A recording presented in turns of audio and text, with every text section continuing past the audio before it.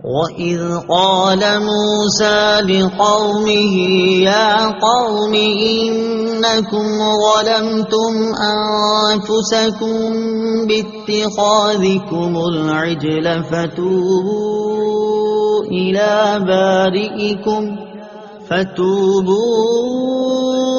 إِلَى بَارِئِكُمْ فَاقْتُلُوا أَنفُسَكُمْ ذَلِكُمْ خَيْرٌ لَكُمْ عِندَ بَارِئِكُمْ فَتَابَ عَلَيْكُمْ إِنَّهُ هُوَ التَّوَّابُ الرَّحِيمُ۔ ترجمہ۔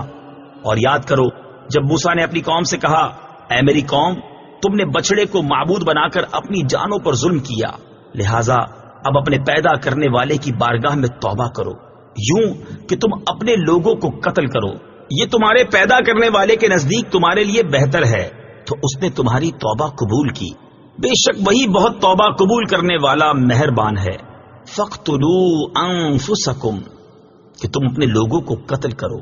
تفسیر صراط الجنان میں ہے، بنی اسرائیل کو بچڑا پوجنے کے گناہ سے یوں معافی ملی کہ حضرت موسیٰ علیہ السلام نے قوم سے فرمایا، تمہاری توبہ کی صورت یہ ہے کہ جنہوں نے بچڑے کی پوجا نہیں کی ہے وہ پوجا کرنے والوں کو قتل کریں، اور مجرم راضی خوشی سکون کے ساتھ قتل ہو جائیں۔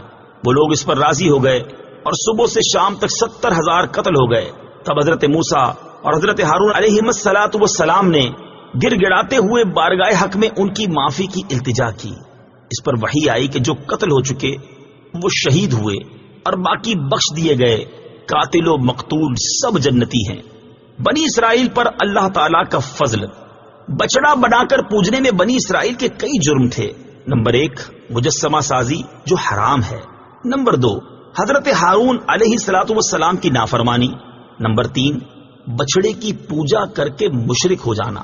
یہ ظلم آل فرعون کے مظالم سے بھی زیادہ شدید ہیں، کیونکہ یہ افعال ان سے بعد ایمان سرزد ہوئے، اس وجہ سے وہ مستحق تو اس کے تھے کہ عذاب الہی انہیں مہلت نہ دے اور فی الفور ہلاک کر کے کفر پر ان کا خاتمہ کر دے، لیکن حضرت موسیٰ اور حضرت ہارون علیہ السلام کے طفیل انہیں توبہ کا موقع دیا گیا۔